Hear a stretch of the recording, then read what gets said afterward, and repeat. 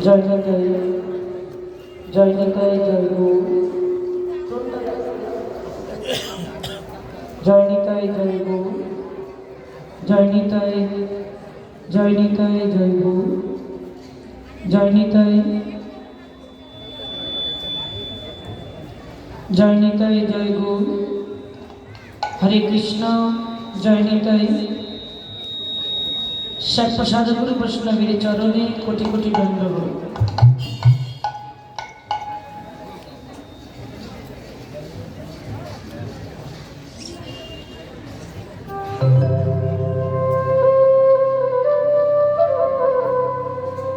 অজানো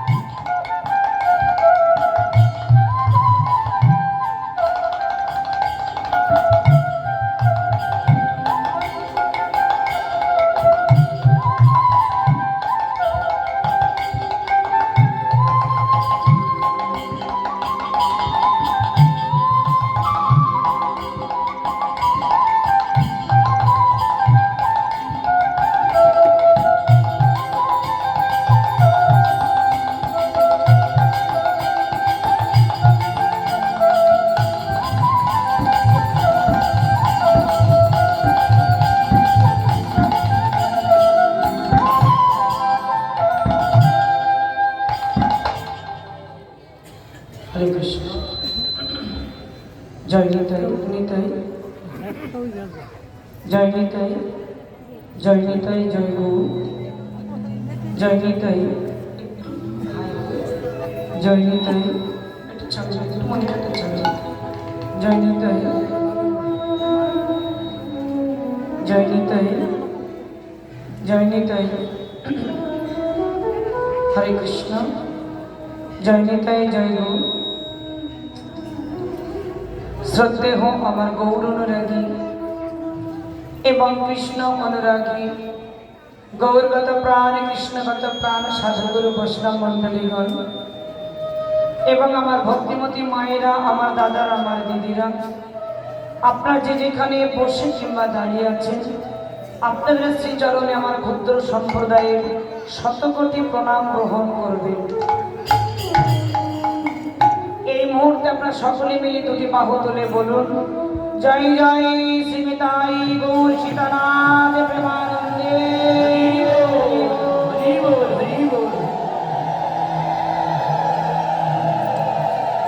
বিগত কয়েকদিন ধরে পরমাত্মা সেবা দিচ্ছেন। আজও সকালে আপনার সেবা দিয়েছেন, একটু আগে শ্রীমদ ভাগবত পাঠ গুরুদেবের শ্রীবদনে আস্বাদন করেছেন। এখন এই সময় আস্বাদন করবেন বৈষ্ণব পদাবলী কীর্তন। আজকের লীলা বিষয়বস্তু হচ্ছে, খুব সুন্দর একখানি লীলা মনোযোগ দিয়ে আস্বাদন করবেন। আজকের বিষয়বস্তু নিধু বনে কৃষ্ণ কালী। রসভাস ভুল ত্রুটি সন্তান জ্ঞানে ভগ্নি জ্ঞানে ক্ষমা করবেন, আপনাদের শ্রীচরণে ঠাঁই দেবেন। আজকের বিষয়বস্তু নিধু বনে কৃষ্ণ কালী। এর তথ্য, এর মধ্যে অনেক তথ্য আছে। কেন ভগবান কালী রূপ ধরেছিলেন, কি কারণ, সেটা লীলার মধ্যে বুঝতে পারবো। আর একটু এখনই ঘোষণাটা করে দিই, আগামীকাল সকালবেলায় আমার অন্তিম সময় আপনাদের চরণে, আর কালকের দিনটা আছি চরণের প্রান্তে দাঁড়িয়ে হরি কথা বলার সেই সুযোগ আজকের দিন আর কালকের দিনটা। তবে কালকে সকালবেলায় যে 10টা থেকে কীর্তন হবে, কালকের বিষয়বস্তু, কালকে সকালে লীলা হচ্ছে ভক্ত শ্রেষ্ঠ হরিদাস। হরিদাসের জীবন কাহিনী, হরিদাসের নিত্যান্ত আমি গাইব সকালে লীলা। আর রাত্রবেলা গুরুদেব তো তিনি প্রচার করে গেলেন। আরেকবার বলছি, ভগবান যত যত লীলা করেছেন, কীর্তনের আমার সমাপ্ত সেই লীলা হবে সর্বশ্রেষ্ঠ লীলা, রাস লীলা।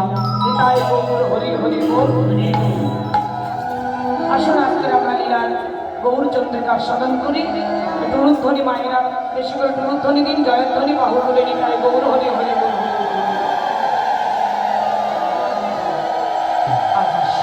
নন্দনে গোরা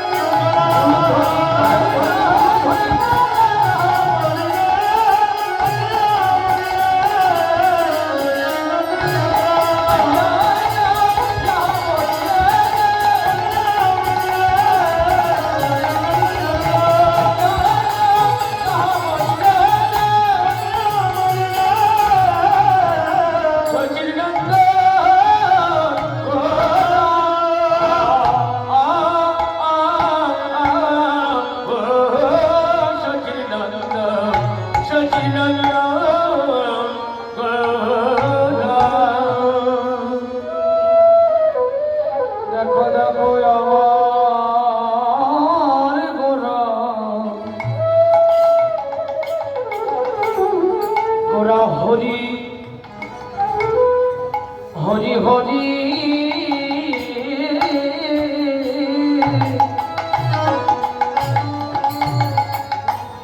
বলে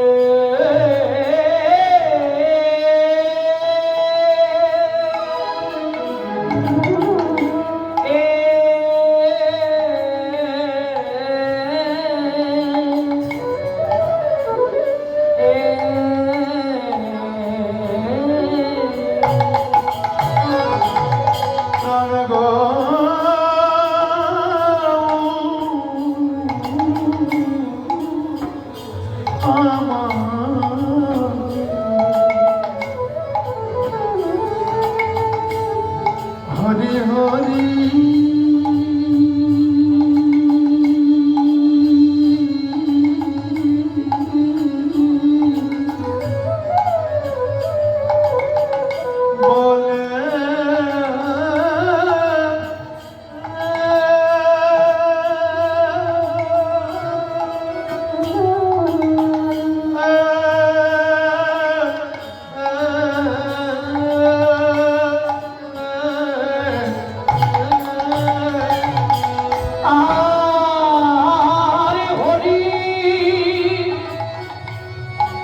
হরি হরি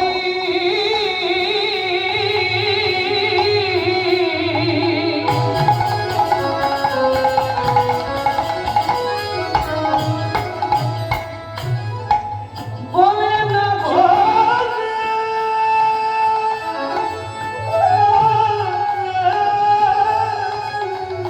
আজ হরি হরি বলে নাচে আমার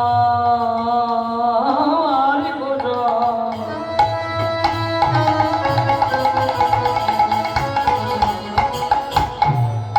ভক্তগণ সঙ্গে হরি হরি হরি হরি বল হরি বল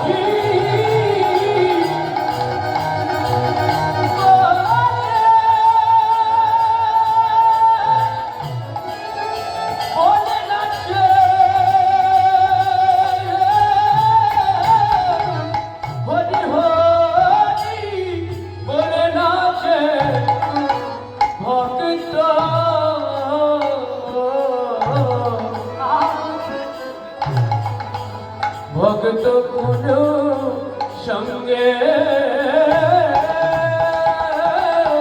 হরি বলে বলে হরি বলে বলে হরি বলে বলে হরি বলে বলে ভক্তগণ সঙ্গে নয় মুখে হরি বলে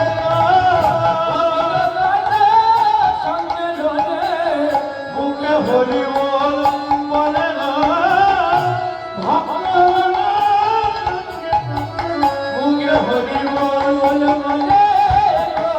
আজ সুরধনী তীরে গোরা হরি বল বলে আজ সুরধনী তীরে গোরা হরি প্রিয় ভক্ত আজ সুরধনী তীরে গোরা হরি অনুধনী বাহু বলে হরি হরি বল হরি বল হরি বল হরি বল বলে হরি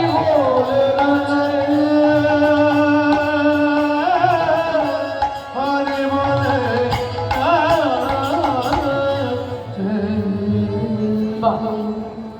হরে কৃষ্ণ খুব সুন্দর প্রেমের মূর্তি গৌরাঙ্গ মহাপ্রভু আমা আজকের দিনে গৌরচন্দ্রিকাটা মন্দির শুনবে লীলাটা বুঝতে পারবে কত অসাধারণ এই লীলার মধ্যেই কোনো শিক্ষা লীলাটাই হচ্ছে একটা ভজন আপনারা বিগত কয়েকদিন ধরে শ্রবণ করছেন এখনো শ্রবণ করুন মন দিয়ে শুনলেই বুঝতে পারবেন বলছে সতীনন্দন গোরা ভাবেরও তরঙ্গে কথা বলি বলছে সতীনন্দন গোরা ভাবেরও তরঙ্গে হরি হরি বলে নাচে ভক্তগণ সঙ্গে হৃদয় গৌর হরি হরি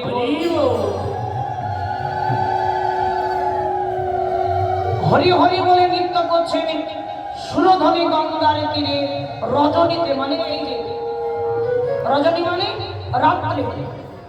আজকের লীলা কিন্তু অন্যরকম না, তাই রাত্রে ভক্তদের নিয়ে কীর্তন করছেন আমার গৌরাঙ্গ মহাপ্রভু। প্রেমের মূর্তি গৌরাঙ্গ মহাপ্রভু কীর্তন করছে নদিয়ার নবদ্বীপের মাটিতে, যিনি প্রদীপ পাবন গৌর হরি। কীর্তন কেন করছেন? এই যে হরিনাম কীর্তন এতদিন ধরে শুনছেন, আপনাদের মনে একটা কিন্তু প্রশ্ন জাগতে পারে যে এতদিন ধরে কীর্তন হচ্ছে, এরপরে হরিনাম অনেক দিন ধরে হবে, হ্যাঁ কি না? কতদিন ধরে কি হরিনাম হবে? 9 দিন। তাহলে বুঝে দেখুন মায়েরা, যে নবরাত্রে 9 দিন ধরে কীর্তন, আর এতদিন ধরে তো চলছে। আপনার পরমাত্মার সেবা দিচ্ছেন। কীর্তনের জন্মদাতাকে, কীর্তনের জন্মদাতা আমার গৌরাঙ্গ মহাপ্রভু। নিতাই গৌর হরি হরি বলে সংকীর্তন কপিতর, মানে সংকীর্তনের পিতা আমার গৌরাঙ্গ মহাপ্রভু। এই যে কীর্তন আপনারা শুনছেন, এতদিন ধরে শুনেছেন, আরো শুনবেন, আজকেও শুনছেন। এবার প্রশ্ন হতে পারে যে আমরা কীর্তন শুনছি, যে কীর্তন শুনলে কি হবে, কীর্তন করলে কি হবে? তত্ত্বটা জেনে নিন ভালো করে। কীর্তন শুনলে কি হবে মন দিয়ে শুনবেন। কীর্তন আমরা কেন করব? গৌরাঙ্গ মহাপ্রভু বলেছেন এক জায়গায়, এখনকার দিনের মতো নয় মা, তখনকার দিনে হরিনাম প্রচার করতে গেলে অনেক কষ্ট করতে হয়েছে বাবা। গৌর সুন্দর যখন হরিনাম প্রচার করেছিলেন তখন ট্রেন ছিল না, প্লেন ছিল না, যানবাহন ছিল না, অথচ দেখো পৃথিবীর কোণে কোণে হরিনাম প্রচার করেছে। গৌর হরি নিজেই বলেছেন যে পৃথিবীতে আছে যত নগরাদি গ্রাম, সর্বত্র প্রচার হোক মোর হরিনাম। এখন তো ট্রেন, প্লেন, আমরা 1 ঘন্টার মধ্যে কোথা থেকে কোথায় চলে এলাম। 1 ঘন্টা নয়, 45 মিনিট, বড় জোর 1.5 ঘন্টা। আর তখনকার দিনে গৌরাঙ্গ মহাপ্রভু যখন প্রচার করেছিলেন, ট্রেনও ছিল না, প্লেনও ছিল না, যানবাহন কিছুই ছিল না, তিনি চরণে, মানে পায়ে হেঁটে তিনি হরিনাম প্রচার করেছেন পৃথিবীর কোণে কোণে। তা এখন যদি আমি বলি, আস্তে মন দেবেন তাহলে বুঝতে পারবেন। এখন যদি আমি বলি, আমি বিশ্বাস, আমার বিশ্বাস আছে, কারণ এতদিন এতবার আসছে আমি বুঝতে পেরেছি আপনারা প্রেমিক ভক্ত, খুব ভালো আপনারা। আমি যদি এখন বলি দুটি বাহু তুলে হরি বল বলুন, আমি একবার বললে আপনারা বলবেন, প্রমাণ বলুন দেখি, বলুন, আমি কথাটার মানে বলছি। বাহু দুটো তুলে একবার নিতাই গৌর হরি বল বলুন, নিতাই গৌর হরি বল। আহা, তাহলে আপনারাই বলুন কতটা আমরা এগিয়ে এসেছি।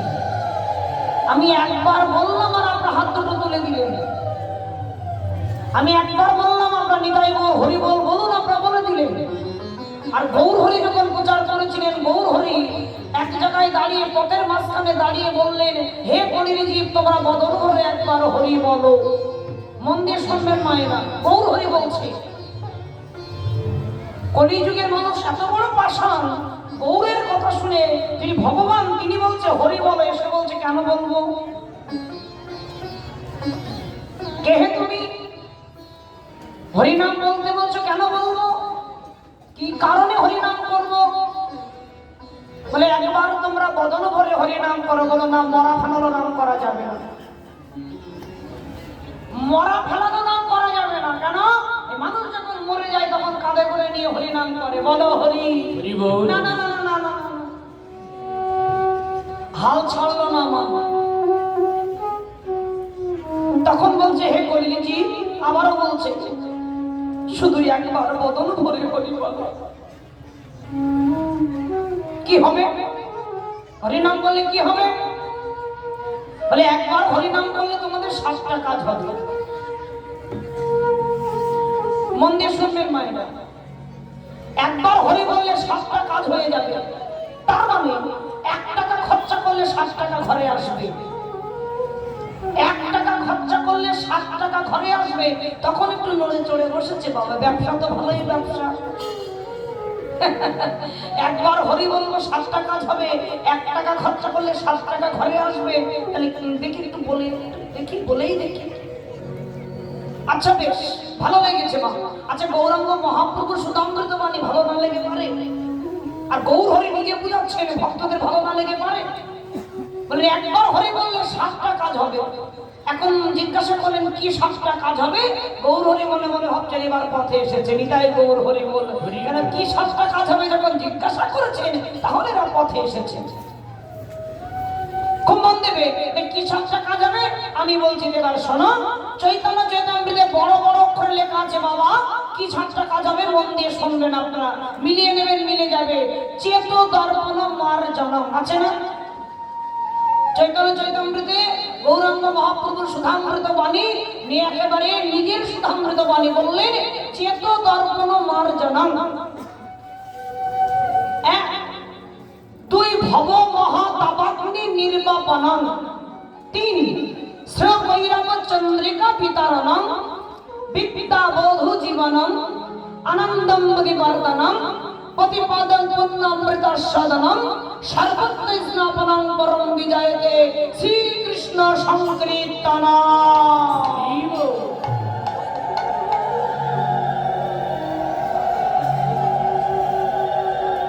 প্রথম বললেন চেত দর্পণ মার্জনম। হরিনাম করলে চিত্ররূপ দর্পণটা মার্জন হবে।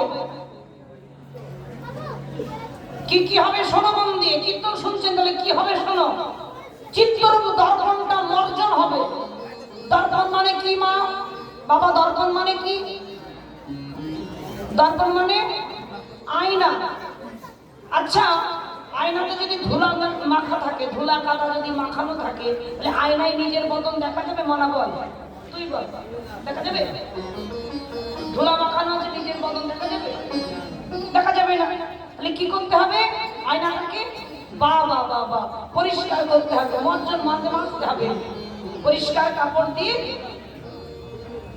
আহা, শুধু মার্জন করলে হবে না, আবার ধৌত করতে হয় বাবা। নিতাই গৌর হরি হরি বলিব। ও মায়েরা, বাড়িতে বাসন ব্যবহার করে এখনকার দিন, আগেকার মায়েরা ছাই দিয়ে বাসন মাজত, এখন সাবান ভিমবার। আচ্ছা, সাবান দিয়ে বাসন মাজার পরে বাসনটা ব্যবহার করা যায় না? সেই বাসনটা ব্যবহার করতে গেলে আবার ধৌত করতে হয়। মানে চিত্ররূপ দর্পণটাও হরিনাম দিয়ে মার্জন করবে আর নয়ন জল দিয়ে ধৌত করবে। নিতাই গৌর হরি বলিব।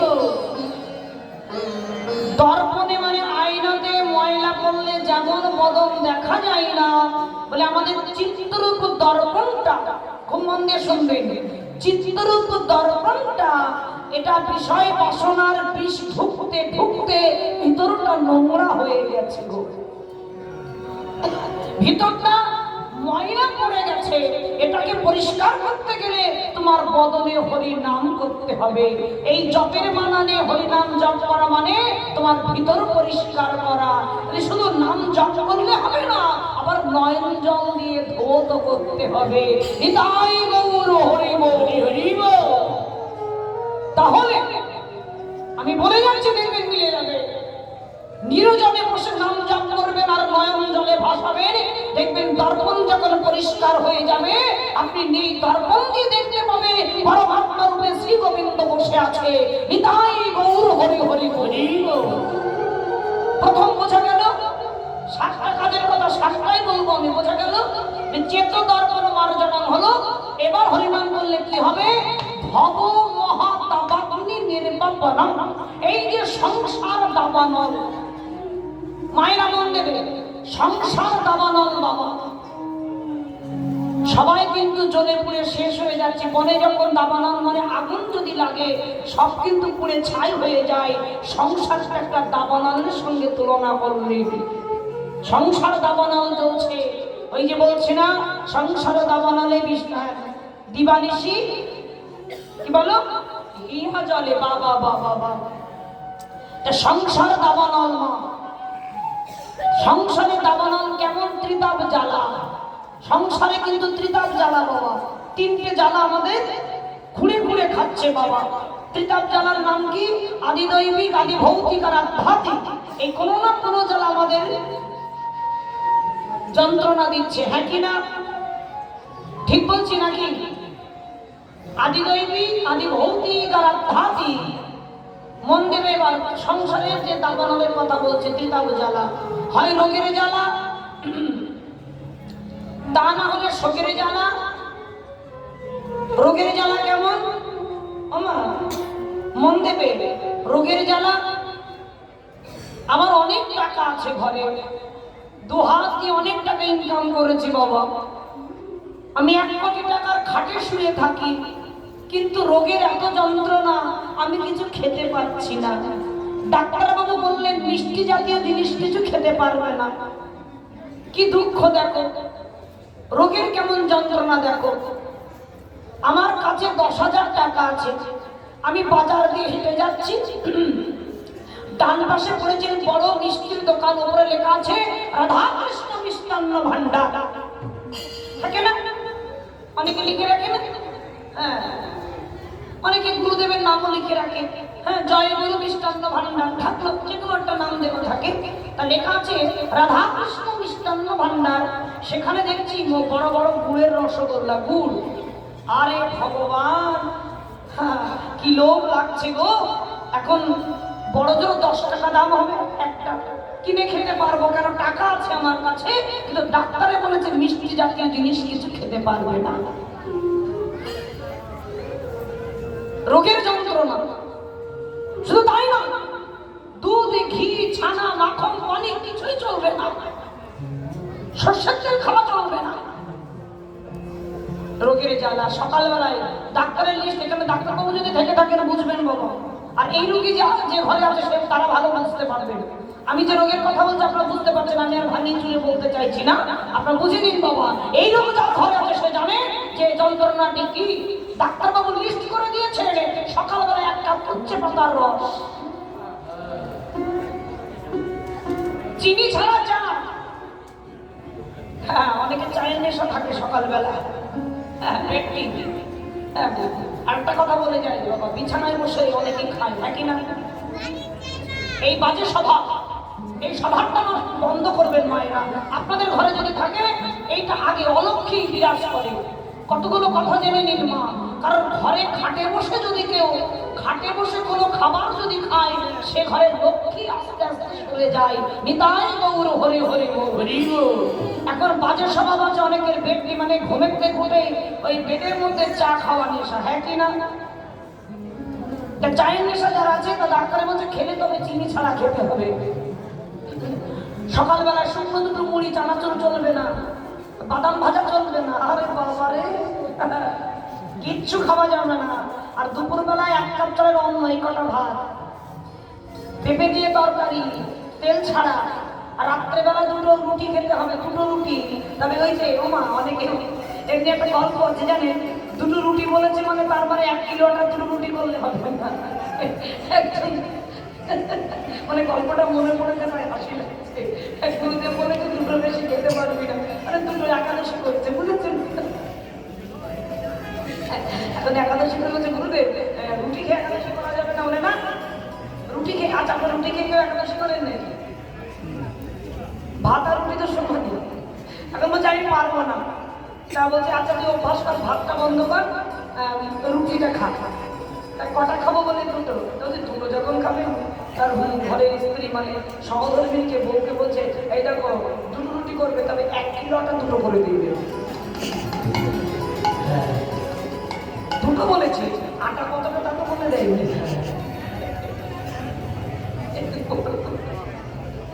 যারা খেতে ভালোবাসে বাবা, রোগ যাদের তারা খেতে ভালোবাসে, এখন বলেছে 2টো রুটি। তাই বলে ওই যে ওই বড় বড় 2টো রুটি নয়, পাতলা,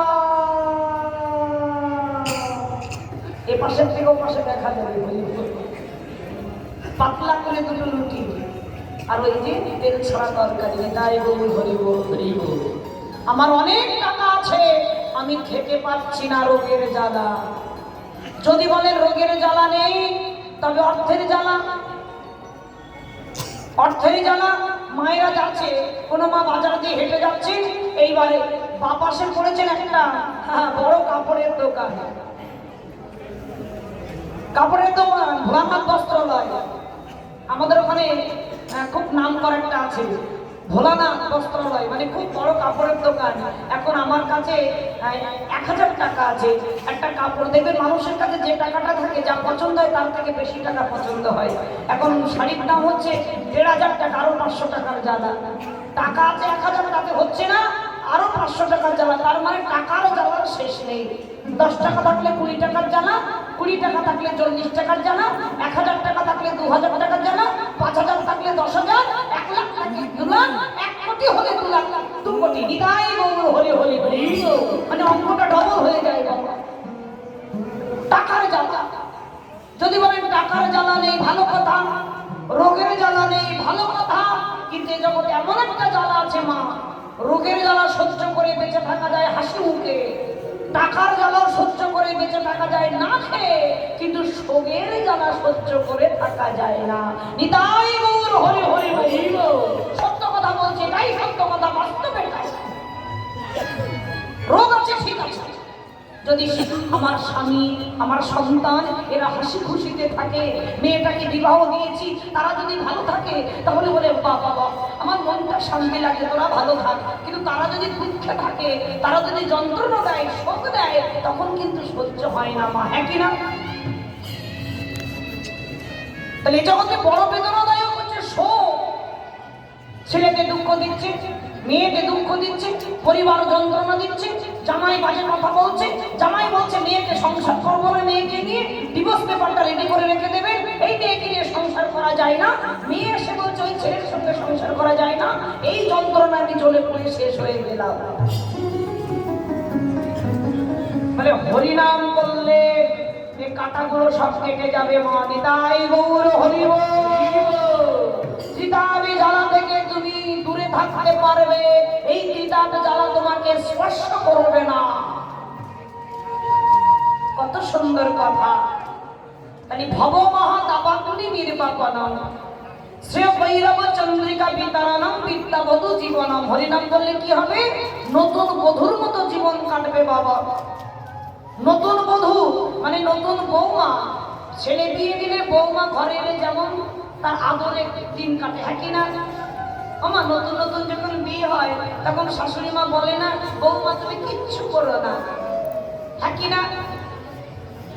ও বৌমা, আমার সোনার বৌমা, নতুন নতুন, আর বৌমাও সেই রকম একেবারে আল্লাদে আটখানা হয়ে, আর কোনো শাশুড়ি মা কত ভালোবাসে, কত ভালোবাসা। আরে ভগবান, 1 বছর ঘুরে না যেতে যেতে এখন বৌমা বলছে শুভ খবর দিয়েছে, সন্তান হবে। ও মা, আরো আদর বেড়ে গেল। তারপরে যখন একটা বাচ্চা হলো, বৌমা এতদিন কোনো কথা বলতো না, এখন বৌমা ছবল দেওয়া শুরু করেছে। নিতাই গৌর হরি হরি বল, হ্যাঁ কি না?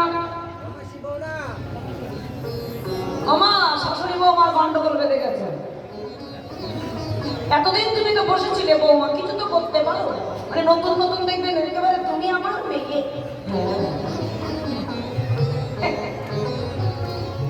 ও আমাদেরও বলেছে। হ্যাঁ গো, একদম আমার শাশুড়ি মা বলছে তোমার কিছু করতে হবে না বৌমা। 1 মাস কিছু করতে পারিনি, পরের মাসে বলছে বৌমা শুধু গান করলে হবে না, বৌমা শুধু গান করলে হবে, কাজ করতে হবে। হরি হরি হরি, শুধু গান করলে হবে। হ্যাঁ, শুধু গান করলে যেতে পারো, এদের দেশ করে বেড়াও, তো তুমি একটু সংসার টংসার কিছু করবে না? শুরু করেছে। খাতা পড়ছো কেন বৌমাটা? রান্না করো। এখন বাপের বাড়ি কোনোদিন রান্না করি না, কোনো শ্বশুর বাড়িতে ওদের রান্না করে, বলে বৌমা তুমি আমার ছেলেকে রান্না করে খাওয়াবে না? ছবল দেওয়া শুরু করেছে। হরি বল। এবার শোনো মা, শুধু শাশুড়ি মায়েদের দোষ দিয়ে বলে বৌমাদেরও দোষ আছে, আমাদেরও অনেক দোষ আছে। হ্যাঁ, সবকিছু বাপের বাড়ির মতো ভাবলে হবে না। বিবাহ হলে একটু জীবনটা পরিবর্তন করতে হয়। নিতাই গৌর হরি বল। হরি বল। আপনাদের দেখে কি মনে হচ্ছে আমি কিছু করি না? যদি কোনোদিন কখনো যান, দয়া করে অনুরোধ করে বলছে আপনারা একটু যাবেন আমার গোপালের গিয়ে, গিয়ে দেখবেন। হ্যাঁ, হঠাৎ করে আমার বাড়িতে কেউ দেখবে বুঝতে পারেন আমি কীর্তনে আমার বাড়ি কাজের লোক। এরা গিয়ে বলে কিন্তু মনে হচ্ছে তো আপনি বাড়ি কাজের লোক। তার মানে আমি সারাদিন গোপাল নিয়ে এত ব্যস্ত থাকি, একবার উপর একবার নিচে, একবার উপর একবার নিচে, তাহলে সারাদিন দৌড়াতে থাকি। বাবা হরি বল। কাজ করতে হবে, তা নাহলে তোমাকে কেউ ভালোবাসবে না। কাজের কদর সবাই করে। ওমা, মেয়ে বৌমা তো দূরের কথা, মেয়ে যখন বড় হয় কিছু না করলে, মা যখন খেটে খেটে ক্লান্ত হয়ে যায়, মেয়েকেও বলে কি একটা কাজ তুই করতে পারিস না? তাই বৌমাদেরও বলি একটু হাতে হাতে কাজ কাজ করতে, আর শাশুড়ি মা না বৌমাকে বৌমা না ভেবে মেয়ে ভাবতে নি, তাই গৌর হরি হরি বল, তাহলে আর গন্ডগোল বাঁধবে না। যাই হোক, ওই যে নতুন বৌমা মাথা নিচু করে থাকে, সবাই জানে কত সুন্দর বৌমা। সেই বৌমার যখন বিবাহের বয়স 3-4 বছর হয়ে যায়, সেই বৌমা কিন্তু আর মাথা নিচু করে থাকে না। হরি বল, এটা আমি প্রমাণ মা। আমি ছোটবেলায় একেবারে ছোট বয়সে বিয়েটা হয়েছিল। এখন আমার শাশুড়ি মা জানতো না, অতটা ভালো জানতো না যে আমি কীর্তন করি, তো ছোটবেলা থেকে তো জানতো কীর্তন করে, তাই এই যে আমি এত কথা বলতে পারি উনি এখন অবাক। এখন আমরা চুপচাপ থাকতাম, আমি চুপচাপ আছি। যখন বলে বাবা আমার বৌমার কথা বেশি খাই ধরে বলতে, এত কথা বলতে পারো, মানে একটা বললে আর একটা চুক্তি দিয়ে দিই। হ্যাঁ, যখন চুক্তি দিয়ে বুঝিয়ে দিই তখন বললো বাবা আর কিছু বলবো না বৌমা, তুমি অনেক কথা বলতে পারো। হরি হরি বলবো। তাহলে দেখো মা, ওই যে নতুন বধূর যে জীবনটা, তোমার বৃদ্ধা বয়স পর্যন্ত নতুন বধূর মতো জীবন কাটবে যদি তুমি হরি ভজন করতে পারো। নিতাই গৌর হরি হরি বল। আমি বলছি না, গ্রন্থ বলছে বিদ্যাবধূ জীবনম। এবার দেখো মা, তারপরে কি হবে? আনন্দম বুদ্ধি বর্ধনম। সংসারটা আনন্দের সাগরে পরিণত হবে। আনন্দম বুদ্ধি বর্ধনম। সে কৈরব চন্দ্রিকা বিতারণম বিদ্যাবধূ জীবনম আনন্দম বুদ্ধি বর্ধনম। প্রতিপদম মানে ভ বলতে সুধা, রে বলতে অমৃত। বাবা হরিনাম করতে অলসতা লাগে, তখন মনে হবে সারাদিন ধরে হরিনাম করি। হ বলতে সুধা পান করছো, হরে বলতে অমৃত পান করছো। অমৃত সুধা যখন পান করতে থাকবে, এই জগতের কোনো কিছু তোমার আর ভালো লাগবে না। নিতাই গৌর হরি হরি বল। এই যে শাশুড়ি মা যখন হরি ভজন করবে, বৌমা তখন কিন্তু ভালো ব্যবহার করবে। আর যত টাইট করবেন, তখন বৌমার কাছ থেকে কিন্তু ভালোবাসা, সংসার আমার করে আটকিয়ে রাখবেন, বৌমার হাতে ছেড়ে দিতে চাইবেন না, তখনই গন্ডগোলটা বাঁধবে। আপনি ছেড়ে দিয়ে হরি ভজন করুন না, বৌমা এমনি ভালোবাসবে। তাই গৌর হরি হরি বল।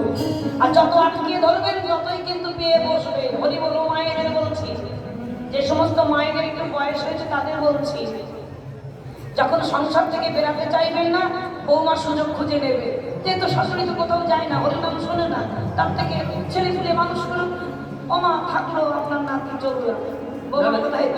এখানকার মায়েরা এখানকার না, আমাদের ওখানে হরিনাম। শোনো মায়েরা, মন দিয়ে শোনো। এবার শেষে কি বললেন? সর্বত্রই স্নাপনা। এই কথাটা বলার কারণ হচ্ছে এই যে কমিটি যারা উদ্যোক্তা, বাবারা, দাদারা, ভাইরা, আমরা গ্রামবাসী প্রত্যেকেই অক্লান্ত পরিশ্রম করে এত বড় একটা সত্য কথা বলে দিচ্ছে। আমার মন গড়া যে দাম বাড়িয়ে কথা বলছি তা নয়, এত বড় একটা যে বিশাল গড়, মানে বিশালই ব্যাপার। নিতাই গৌর হরি হরি বল। নামের সঙ্গে কাজেরও মিল আছে। এত কষ্ট করে পরমাত্মার সেবার আয়োজন করছে কিসের জন্য? জগৎ কল্যাণের জন্য। সর্বত্রই স্নাপন। আমা যদি কেউ পুকুরে স্নান করে, আজকে যদি কেউ পুকুরে, আপনার যদি কেউ পুকুর আছে, পুকুর নদী, পুকুর, খাল, বিল যাই বলুন, হ্যাঁ, একজন পুকুরে স্নান করছে, বান্ধবী উপরে দাঁড়িয়ে গল্প করছে, তা যে স্নান করছে সে ভিজছে? ভালো করে বুঝে নেব, সে তো জলে আছে। আচ্ছা, যে উপরে দাঁড়িয়ে আছে সে ভিজবে? উপরে তো দাঁড়িয়ে আছে, ভিজবে না। আচ্ছা, ঠিক সেই সময় হঠাৎ দেখবেন, হঠাৎ এরপরে দেখবেন এই যে ফাল্গুন চৈত্র মাস যখন আসবে, দেখবেন হঠাৎ কালো মেঘে বৃষ্টি হয় না? হঠাৎ করে কালো মেঘ হয়ে বৃষ্টি নামলো, ঝমঝম করে বৃষ্টি নামলো। ওমা, যে উপরে আছে সেও ভিজবে, যে জলে আছে সে তো ভিজবে। আর যে উপরে দাঁড়িয়ে আছে সে কি ভিজবে না? হঠাৎ বৃষ্টি এসেছে তো। এই হরি নাম এমনই একটা নাম। আপনারা বসে শুনছেন, আপনাদের কাজ হবে। আমি গাইছি, আমার কাজ হবে। কমিটিরা কীর্তন দিচ্ছে, এদের কাজ হবে। যারা ঘরে বসে শুনছে তাদের কাজ হবে। যারা পথে যেতে যেতে শুনছে তাদের কাজ হবে। এই নামের ধ্বনি, এই যে সাউন্ডটা কিন্তু অনেক দূর দিয়েছে। নামের ধ্বনি যতদূর পর্যন্ত ভেদ করবে, রোগ শোক তাপ দূরে গিয়ে নামে বাতাস উদ্ধার পাবে। নিতাই গৌর হরি হরি বল। আহা, কি সুন্দর গো বাবা বাবা। এই কথা শুনে কলিজি বললেন, এর উপরে কোনো কথা হয় না। ছুটে এসে চরণ জড়িয়ে ধরে কেঁদে বললেন, হে গৌর হরি, তুমি যেভাবে বুঝিয়ে বললে, এমন করে আর কোনোদিন, এর আগে কোনোদিন কেউ বুঝিয়ে বলেনি। আরে বলবে কে বাবা? বলার মানুষটা তো চাইনি, তাই গৌর হরি বল। এর আগে বলবে কে এসেছে আমার পতিত পবন গৌর হরি, প্রেমের মূর্তি গৌরাঙ্গ মহাপ্রভু। তিনি নবদ্বীপের মাটিতে এসেছে গো কলিজীবকে বোঝানোর জন্য। দিনহীন কাঙাল অধম অধমা পতিত পতিতা ব্রাহ্মণ চণ্ডাল হিন্দু মুসলমান নামে মাথা সুদ্ধার করলেন প্রেম দিয়ে। হৃদয় গৌর হরি হরি হরি গো। চরণ জড়িয়ে ধরে কেঁদে বলে গৌরে, তুমি যেভাবে বুঝিয়ে বললে এর উপরে কোনো কথা হয় না, তাই তোমার চরণে ধরে নয়নের জল দিয়ে বলে গৌরী, তুমি যে হরি নাম প্রদান করলে সবাই বন্ধ হলো, তুমি এই কৃপা করো বলে নামে যেন ভুলি না। হরি হরি বল। নামে যেন ভুলি